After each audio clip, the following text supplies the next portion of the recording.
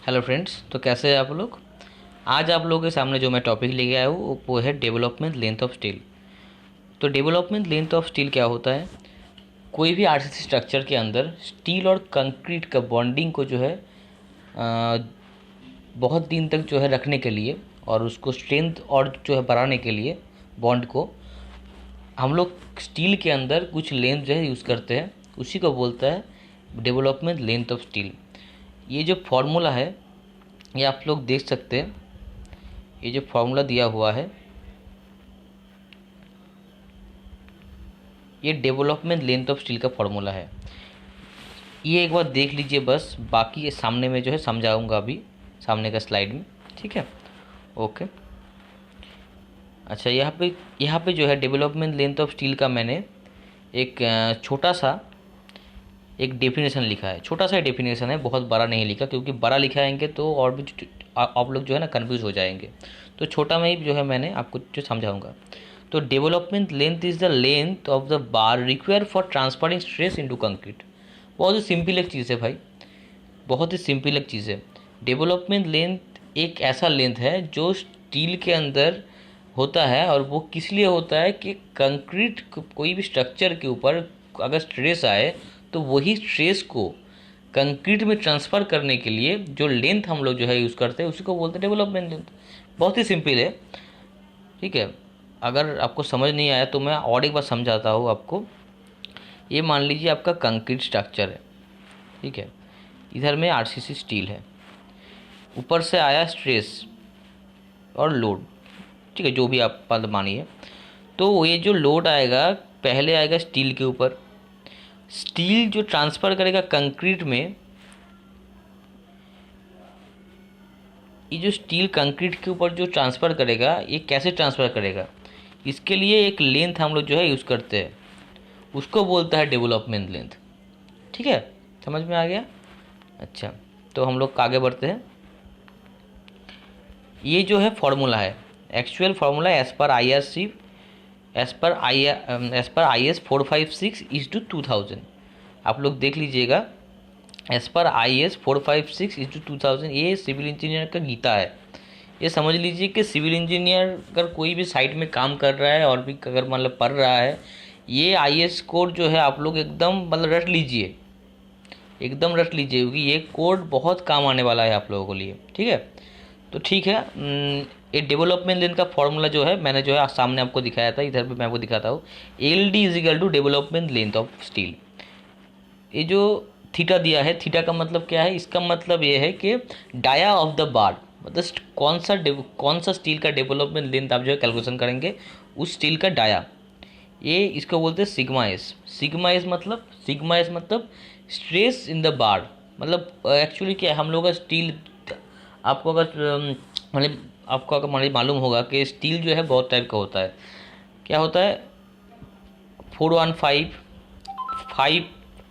550, ठीक है, 250, इसको क्या बोलते हैं, इसको बोलते हैं स्टील का यील्ड स्ट्रेस, ठीक है। और ग्रेड भी बोला जाता है, ठीक है। टेक्निकली जो है स्टेज जो है स्टील का यील्ड स्ट्रेस होता है। इसको हम लोग सिग्मा एस से जो है डिनोट करते हैं। अच्छा, 4 × टाउ बी टी मतलब डिज़ाइन बॉन्ड स्ट्रेस। ये जो अपना डिज़ाइन बॉन्ड स्ट्रेस होता है, ये हम लोग का जो है बुक में कोई भी आपका आरसीसी स्ट्रक्चर का जो है आपका जो है अपने बुक में जो है मिल जाएगा। और सबसे अच्छा रहेगा आप अगर IS कोड से देखेंगे, तो मैंने IS कोड से जो है आपके लिए यहाँ पे जो है लिखा है। तो ये जो पेज है टोटल जो है IS कोड से ही मैंने जो है उठाया है आप लोगों के लिए।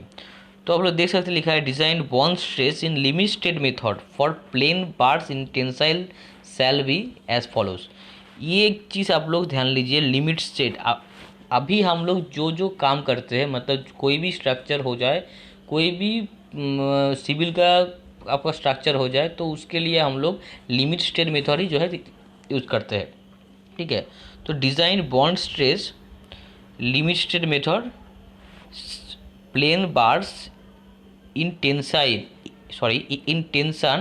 शैल बी एज फॉलोज। ये 4 कंडीशन हो जाएगा। और कंक्रीट का जो है M20 से लेके M40 जो अपना ग्रेड तक जो है डिज़ाइन बॉन्ड स्ट्रेस आपको जो है मिल जाएगा उस, ठीक है, सॉरी M40 से जो है ऊपर भी आ जाएगा।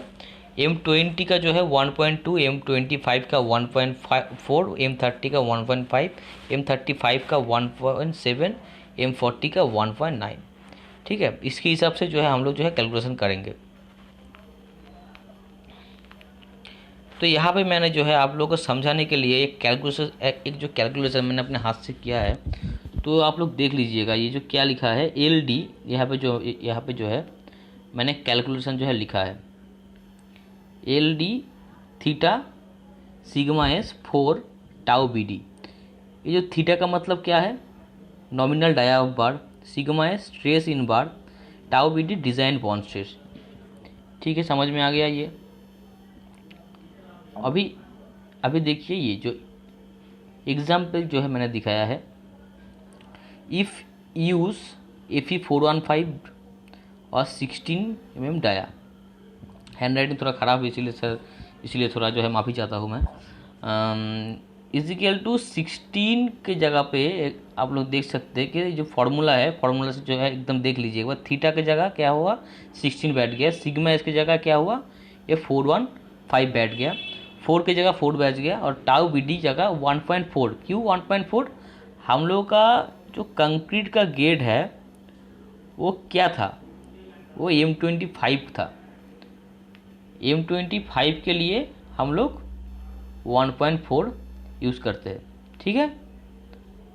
आप लोग देख लीजिए, मैं हाईलाइट कर लेता हूँ। M25 के लिए हम लोग 1.4 यूज़ करते हैं। तो एक स्टील का बॉन्ड स्ट्रेस, एक स्टील का जो है डेवलपमेंट देन निकालने के लिए आपको क्या क्या चाहिए। एक जो है उसका डाया का कितना में का डाया है, उसमें जो है आपका स्टील का ग्रेड क्या है, आपका बॉन्ड स्ट्रेस क्या लग रहा है, ये तीनों चीज़, और एक जो है कितना ग्रेड का कंक्रीट है। M20 से लेके M40 के ऊपर तक है, जिसमें जो है डिज़ाइन बॉन्ड स्ट्रेस जो है रहता है, ठीक है। तो हम लोग आगे बढ़ते हैं। आशा करते समझ में आ गया आपको ये जो अपना कैलकुलेशन टोटल, ठीक है। यहाँ पे कैलकुलेशन मेरा आया 1185 में, मतलब 1 मीटर 185, ठीक है।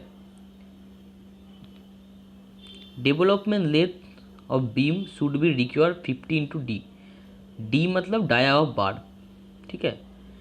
इसका मतलब क्या बोल रहा है कि डेवलपमेंट लेंथ हम लोग का जो बीम में हम लोग यूज़ किया है, डेवलपमेंट ले 50D से जो है 50D के अंदर जो है उसको जो है रखना पड़ेगा, मतलब 50D ही जो है उसको रखना पड़ेगा। तो 50D इसका मतलब क्या हुआ, यहाँ पे तो एक डाया एक बार आप लोग देख सकते हैं कि ऐसा कुछ गया है और एक ऐसा गया है। तो इसमें आप लोग कैसे समझेंगे कि 50D का मतलब क्या है।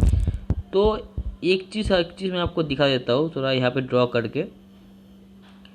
ये बीम है, मान लीजिए ये जो स्टील आया है ऐसे करके आया है, और ये जो स्टील गया है ऐसे करके गया है।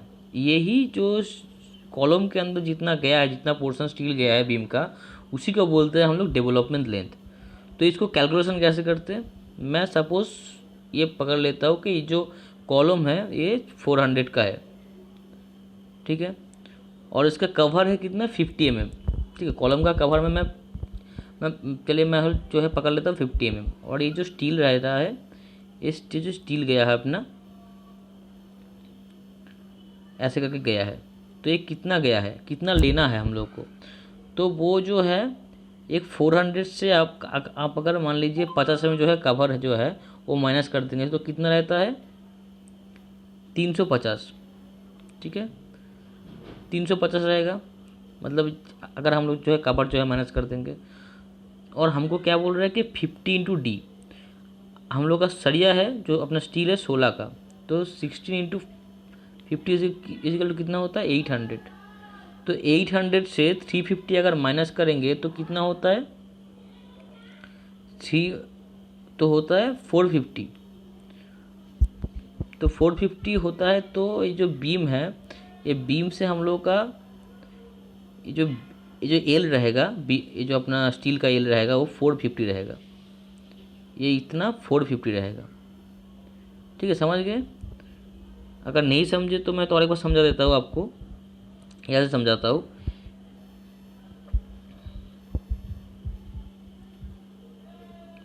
ये जो स्टील गया है, ये स्टील डिपेंड करता है कितना जाएगा। एक तो हम लोग का जो कांस्टेंट वैल्यू पकड़ लेते हैं 50 इंटू डी, डी मतलब डाया ऑफ स्टील। इस ये जो स्टील है बीम का, इसका डाया कितना है, एक तो ये गया। दूसरा कॉलम का कवर कितना है, जितना कवर होगा उतना इसका कॉलम का साइज से उतना जो है हमको माइनस करना पड़ेगा। ये मान लीजिए आपका कॉलम है 400 का, कवर है 50 mm, इजिकल टू 350 हो गया। और उधर में अपना 50 इंटू डी करेंगे तो 50 इंटू डी करेंगे तो अपना डी हो जो था 16 था, 16 mm, कितना आ गया 800। और 800 से 350 जो अपना निकला था वो माइनस कर देंगे तो कितना आएगा, कितना आएगा उसको 450। ठीक है, तो 450 जो है इसका जो है एल रहेगा 450। ऐसे करके जो है हम लोग जो है कैलकुलेशन करते हैं। और एक चीज़ देख लीजिए यहाँ पे, ये जो दिखाया है यहाँ पे दिखाया है कि जो गलत है इतना, बस ऐसा तो कभी गलती जो है इतना बड़ा गलती साइट में अगर कोई पता करेगा तो वो जो है इंजीनियरिंग में पता नहीं है। ठीक है, क्योंकि बीम का सरिया गया है और उसमें एल नहीं दिया हुआ है, ये दिखा रहे हैं आप। ठीक है, एल नहीं दिया हुआ है, ऐसा कभी गलती जो है मत कीजिएगा। एल अगर होगा तो उसको डेवलपमेंट लेंथ से जो है कैलकुलेशन करके एल को जो है देना पड़ता है। ठीक है, तो ठीक है, चलिए हम लोग आगे बढ़ते हैं। यहाँ पे क्या दिखा है, डिफरेंस बिटवीन लैप लेंथ और डेवलपमेंट लेंथ। अच्छा, ये मैं इसीलिए दिया कि बहुत लोग क्या मतलब ऐसा करते हैं कि डेवलपमेंट लेंथ और लैप लेंथ के अंदर जो है मतलब समझते नहीं है कि डेवलपमेंट लेंथ भी हम लोग का 50 डी हो रहा है और लैप लेंथ भी हम लोग का जो है 50 डी हो रहा है। तो शायद डेवलपमेंट लेंथ और लैप लेंथ जो है सेम ही चीज़ होता है, पर ना, लैप लेंथ अलग चीज़ है। लैप लेंथ ये है कि हम लोग का जो स्ट्रक्चर है, बिल्डिंग अगर होगा तो बिल्डिंग का जो लोड है वो जो लोड है स्टील से दूसरे स्टील में जो है जाने के लिए हम लोग जो है लैप लेंथ यूज़ करते हैं। मतलब स्टील टू स्टील जाएगा ये। ठीक है, स्टील से जो है दूसरा स्टील तक जो है जाएगा। और यहाँ पे हम लोग का जो डेवलपमेंट लेंथ वो जाएगा स्टील से कंक्रीट तक। यही डिफरेंस है, एक बहुत बड़ा डिफरेंस है। और आप लोग देख भी सकते हैं कि डेवलपमेंट का हम लोग जो है कैलकुलेशन जो है कैसे करते हैं और लैप लेंथ का तो कैसे करते हैं आपको शायद मालूम होगा। अगर नहीं मालूम होगा तो जो है मेरे को जो है कमेंट कीजिएगा, जो है लैप लेंथ के ऊपर भी मैं जो है ये कर दूँगा। ठीक है, वीडियो बना दूँगा। तो आशा करते समझ में आ गया। तो और एक चीज़ देखते हैं हम लोग, डेवलपमेंट लेंथ ऑफ कॉलम का डेवलपमेंट लेंथ बहुत आदमी को जो है मालूम नहीं होगा कि कॉलम का भी डेवलपमेंट होता है। जी हाँ, कॉलम का भी डेवलपमेंट होता है। कॉलम का डेवलपमेंट लेंथ कहाँ होता है, यहाँ पे होता है। हम लोग जब कोई भी बिल्डिंग स्ट्रक्चर में कॉलम लगाना शुरू करेंगे एकदम फाउंडेशन के समय, तब देखिएगा कॉलम जो है सीधा ऐसे करके उसका एल हो जाता है। इसको भी 50 डी हम लोग मानते हैं, 50 डी हम लोग मानते हैं। ठीक है, यहाँ पे देख रहे होंगे आप, यहाँ पे दिखाया हुआ है। ठीक है, चलिए, तो आज के लिए इतना ही दोस्तों। आप लोगों का समझ में नहीं आया होगा ये वीडियो से कुछ भी, अगर थोड़ा बहुत समझ में आया होगा तो मेरे को जो कमेंट बॉक्स में मतलब ये कीजिए। ठीक है, मैसेज कीजिए। और भी टेक्निकल जो है वीडियो के लिए मेरे को जो है लाइक कीजिए, कमेंट कीजिए और सब्सक्राइब कीजिएगा। तो ठीक है दोस्तों, आज के लिए इतना ही।